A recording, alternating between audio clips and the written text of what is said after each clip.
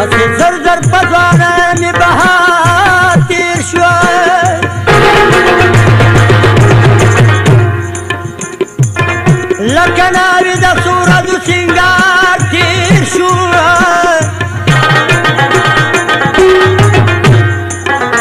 په بدل کې څوک د زرو ګیلټ ناخلي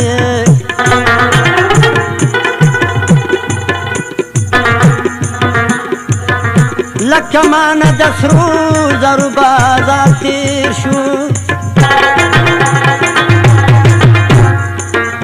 اصیل می چې سلګو ته ورغاړي وځي